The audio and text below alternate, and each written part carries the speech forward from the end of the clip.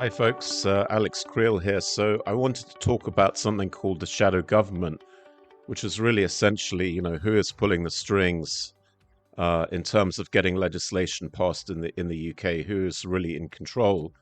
Now, in the process of looking at the shadow government, I came across something completely mind-blowing, which is the way that UK Parliament has changed the job description of members of Parliament in the UK, where they've completely deleted the concept that MPs actually represent the public.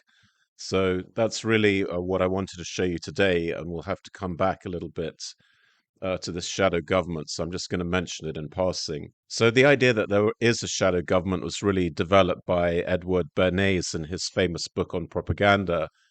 So this guy is not a conspiracy theorist. He was a sort of pretty senior guy, wrote this important book, and this is what he has to say about the invisible government: the conscious, intelligent manipulation of the organized opinions and habits of the masses is an important element in a democratic society. Those who manipulate this unseen mechanism of society constitute an invisible government, which is the true ruling power in our society. Now, I would accept that completely definition and analysis, because the more you understand how social media in particular is manipulated through the use of fake traffic, fake accounts, and all of those things, you realize you're seeing a heavily curated message. And all of those things we've discussed in a previous Substack about the Overton window, you realize is very, very real. So, sort of almost everything you see on social media and mainstream media is about manipulation, and it's to manipulate you into predefined conclusions that the oligarchy wants. So I think this guy is right. And, that helps to answer the question: how is it possible that Parliament is passing legislation that the people absolutely don't want? And this is now getting quite a long list of things that people don't want. So, just, for an example, 77% of the public opposed compulsory vaccination, yet Parliament passed compulsory vaccination for care home workers. And there's quite a lot of these examples. And the most outrageous one at the moment is how Parliament managed to pass a clause that made decriminalized abortion to birth. So most surveys show that 90% plus of people are opposed to abortion to birth, yet the parliament, who's in theory supposed to represent the people and their constituents, voted pretty overwhelmingly for the decriminalization of abortion to birth. Now, one of the reasons that happened is because a lot of people didn't vote, and included in the MPs who didn't vote are your heroes, Nigel Farage and Rupert Lowe, both of whom decided not to bother voting. And Rupert Lowe went further and actually claiming that he did vote against abortion to birth, which he did not. That is untrue statement that he made on social media, a lie essentially. So anyway, how did this legislation happen? The real reason is, like most other legislation, is money and power. And this is what this research that we've been doing now for quite a few years keeps explaining to people, that the money and the power is with the oligarchy, and it always has been, to be fair. But there seems to have been some breaks on the system that have prevented sort of oligarch-inspired legislation completely overriding the will of the people, and those breaks have gone now. So in the case of abortion to birth, Mary Stopes International, now called MSI Reproductive Choices, actually boasts on its website that it lobbied extensively for abortion to birth, and that's why abortion to birth was passed. Now, Mary Stopes International is a abortion juggernaut, being involved in 4.6 million abortions and post-abortion treatments per year. 4.6 million, including 94,000 in the UK alone. That organization has roughly slightly more than 300 million pounds in revenue. It's got multiple sources of revenue. A lot of it comes from performing abortions in the UK and elsewhere, which is funded by the NHS. But a lot of it also comes from the global Malthusian oligarchs. And two very big funders into MSI reproductive choices are everyone's friend Bill Gates, and another one is Sir Chris Hahn. So in 2023, Sir Chris Hahn provided the dollar equivalent of $21.4 million. Now, in 2023, Bill Gates wasn't on the list of donors. He'd been on the list of donors in prior years. But if you search the database of the Bill and Melinda Gates Foundation grants, you'll find 10 million went in 2024.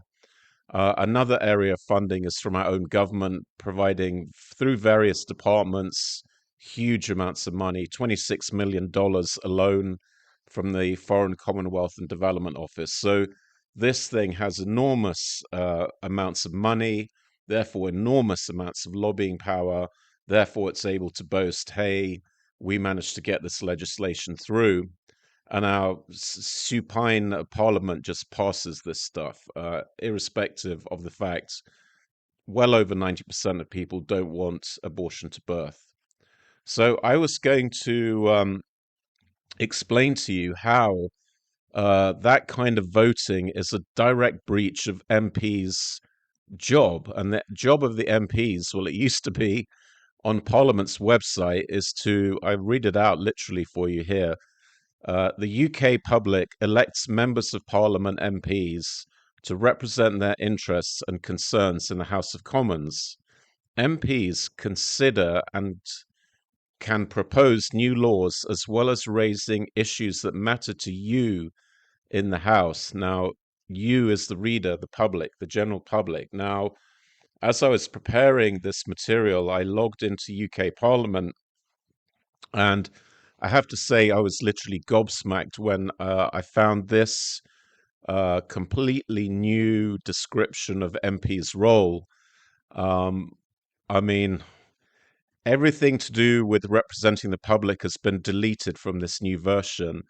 The new version is a technocratic kind of nothing about, how much time they spend in different offices and what kind of committees they can and can't participate in. There's literally not a single word in there in the new version that MP's job is actually to represent their constituents or to represent the public. All of that has been deleted.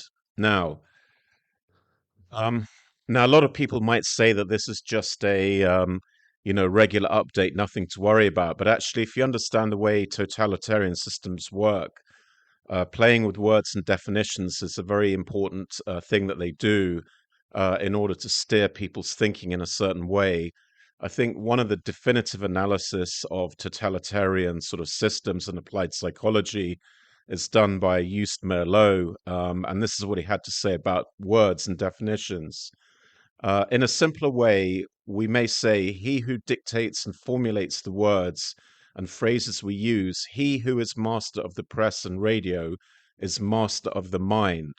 So I'm 100% certain that this dilution of the definition of MPs down to nothing, just to talk about technocratic allocation of time between different roles, and at the same time completely diluting and deleting the idea that they're there to serve the constituents is very deliberate. This is getting you ready for the idea that basically Parliament is effectively a dictatorship. I think we're seeing that more and more. It's taking its agenda items from outside, not just the people, but outside the UK. They're all signed up to these globalist agendas, Agenda 2030, Agenda 2050, and all of that's going to be pushed onto the populace. And that's why they are fiddling with and monkeying about the definitions of what an MP does. Now, we would like to do something about this, so we intend to write to the Speaker. And we will ask for retraction of the new wording.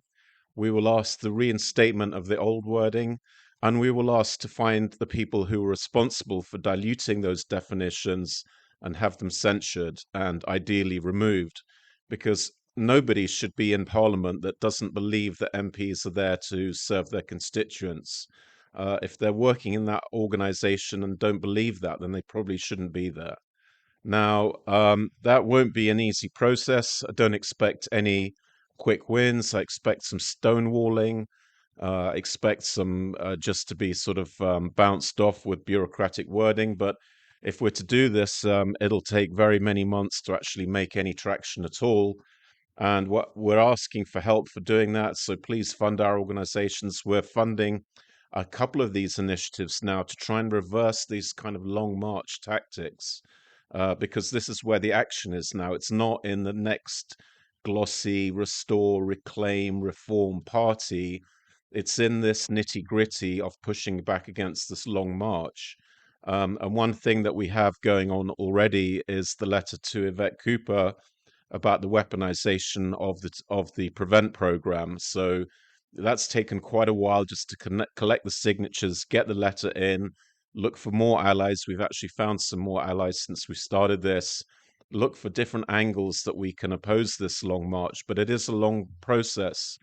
And again, we can't do it and we won't do it unless we really are representing people and we have people behind us. Just to bang your head against the wall on your own is completely pointless. So we can and will and able to do this provided we have enough support behind us. Now, the other thing is there's a lot of, I would call false idols out there who are claiming to be tub thumping patriots, fighting for the common man, but actually they're doing almost nothing in this area. And if you look at specifically the area of compulsory digital ID and brick card, they're doing absolutely nothing whatsoever. So Farage, Lowe, Tice, all the rest of them, they never mention brick card ever or talk about digital ID. I also don't think that's by accident. I think that's because their job is to distract people away from that very serious threat. So if you also follow their social media feed. It's just a red meat frenzy of a different, hot topic every day. Today it's Glastonbury, tomorrow it's BBC, day after tomorrow it's the burqa, then the day after that it's halal meat, then it's speaking English, then it's taxi drivers, then it's rape, and then it's just never ending stream of hot topic red meat thrown out there with no real consistent effort to try and solve anything, in my view. So these guys will be out there, and you will get the impression they're doing something, but my impression is they're not. And certainly in the case of guys like Ben Habib, he's completely blanked any of our approaches to work, on example, on the Prevent program. So I don't think you're going to get any change from these guys. You can keep following them, throwing money at them, and worshiping them. That's fine, but I don't think you're going to get any action out of them that's going to help reverse this long march process. So if you find any of this interesting or you want to get involved, also if you actually want to volunteer, please write to info@thinkingcoalition.org. We're taking on a couple of volunteers now. Kind of everybody's welcome. There's no specific requirements, just to be concerned about government overreach. That's what we were set up to deal with. If you'd like just to fund us, that's very good as well, or even just send in a message saying keep doing what you're doing. That also helps. But if you want to fund us on Patreon and buy me a coffee, there's a lot of very detailed, I would say, and good analysis on Substack, including an analysis of what I've just spoken about, where you can see the links to the MP description as it is now and as it was then via the archive machine. So please help us if you can. It's quite a good group of volunteers, quite well qualified, very much able to reverse this long march, but need to know that we're fighting for somebody, not just burning up a lot of time and energy for no good reason. Okay, so stay free. Thanks. Bye.